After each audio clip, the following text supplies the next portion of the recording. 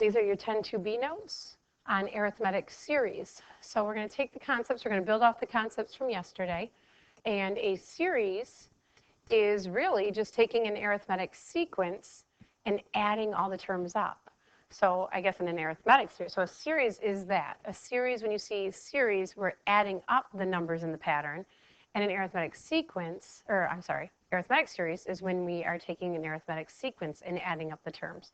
So, there's different types of series, but in this particular one, we're going to use the arithmetic sequences that we had yesterday and come up with a sum. So we'll actually have one number to represent our answers today. The thing that gets complicated is we now have another formula. And so anytime we add a formula, we can't forget about the first formula. So don't forget about the formula a sub n from yesterday. We may need that. The formula for today is pretty simple. The sum of however many terms, n, is equal to the number of terms divided by 2, so half the terms, times the first and the last added together, a sub 1 plus a sub n. So here's a couple examples here. This gets a little confusing when they list them this way. So the first 100 positive integers is kind of crazy, but if you think it all the way through, they didn't really tell you in terms of a sub 1, a sub n, so you got to come up with that information. So they want the sum of the first 100 terms. Well, the first 100 positive integers is telling us there's 100 numbers in the set. So we're going to put 100 divided by 2. Our first positive integer is 1, and in that set, our last positive integer would be 100. By the time I got to 100, that's the 100th number. And so the sum of these first 100 terms, you can go ahead and use your calculator. You're going to probably make a mistake if you actually just started going 1 plus 2 plus 3 plus 4 plus 5. So instead, we just take the first and the last, add them together. You get 101, and then times that by 50, and you get 50/50. So the sum of the first 100 digits, positive numbers, is 5,050. If you want to check that with your calculator, I can guarantee you probably will make a mistake when you're punching the numbers. Number 2 is a little bit more difficult. So I actually want to list them out. We're going to list them out when it's just 10 odd integers, but they could be talking about 10 odd integers, 100 odd integers, and you have to understand what happens when we count by odds or evens. Okay, it's the same way with evens, but it plays with games in your head. So if I list the first 10 odd integers, I start with 1, I get to 3, 5, 7, and 9. I'm going to pause here because this is usually where people get misled. So they want to stop here because these are all the odd integers less than 10. That is not what they said, or up to 10. They're asking for the first 10 odd integers. I only have 5 of them. So I have to keep going. So it's misleading because we have to keep continuing to count because we're only counting every other number. So we have to go twice as far. So I'm going to keep going, 11, 13, 15, 17, and 19. And so when I look at these, I got 1, 2, 3, 4, 5, 6, 7, 8, 9, 10. Now, if I was starting with even integers, I would just count from 2 to 20. So you have to understand we went twice as far because we're only counting every other number. So I'm taking 10 numbers. A sub 10 would be 10 numbers, right? So the sum of the 10 numbers. My first number is 1. 10 divided by 2. My first a sub 1 is 1, and my a sub n is 19. And so when I actually calculate a sub 10 is 5 times 20. These 10 numbers should add up to give us 100. Let's just check that really quick. So actually, I like to add these in their pairs. 19 and 1 make 20. 17 and 3 make 20s. 20, 20, 20. So we got 20, 40, 60, 80, 100. So there's your 5 pairs of 20. And there's your formula. We had 5 pairs of 20. 5 times 20 is 100. Okay, so we got those 2 formulas. We got that formula, and then we may need the other formula. So we always start with the sum formula. Find the sum. They're asking us to find the sum of the first 50 terms. Okay, 50 is n. And so we're trying to find S sub 50. Arithmetic series whose a sub 1 is 5, so we have a sub 1, and we have a d value. Well, d is not a part of that formula. So I'm just going to write it down really quick. I have the n, I have a sub 1, I got to find the sum, but I also need to find a sub n. I don't have enough information. I have two unknowns right now. So now I'm going to actually go back to yesterday and think about my formula from yesterday. And so a sub n is equal to a sub 1, which we have. We have the number of terms, and we have a d value. So I can actually find my last term, my 50th term, by using yesterday's, the previous lesson's formula. A sub 50 is equal to 5 plus 50 minus 1 times 25. I mean, technically, I could list out all 50 terms, but algebra saves us from having to do that. A sub 50 is equal to 5 plus 49 times 25. The 49 times 25 is equal to 1225. So I have 5 plus 1225. So the 50th term of this series is 1230. Okay, notice I called it a series. Even though it is an arithmetic sequence, the moment we want to add them all together, we call it a series. So now I know that my a sub n is 1230. This is my a sub n. So to find the sum of the first 50 terms, I'm going to plug 50 divided by 2.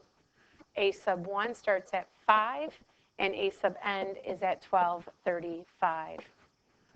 So the sum of these 50 terms, after I found all the 50, then I had to add up all the 50, or I can just use a formula. I don't have to find any of the in-between terms. 1230 times 25. The sum of the 50 terms is 25 times 1230, which is 30,750. Again, I don't think I would want to do that. You're going to be punching in 50 terms. The numbers are getting big. You're going to make a mistake. So more accurate, less time consuming using algebra. So this is a great case where we had to use the previous learned formula to find something in the new formula. All right, here comes sigma. So sigma, or summation notation, it gets really wordy when you're asking for all this stuff. So if you look at the previous problem, they had to write out a whole bunch of stuff. So they got tired of it. And as math people, we love our symbols and we love our abbreviations. So rather than writing this whole sentence, we could actually write this in sigma notation. So sigma is this crazy looking sideways M, E, fancy E. It's a Greek letter of the Greek alphabet. This is capital sigma.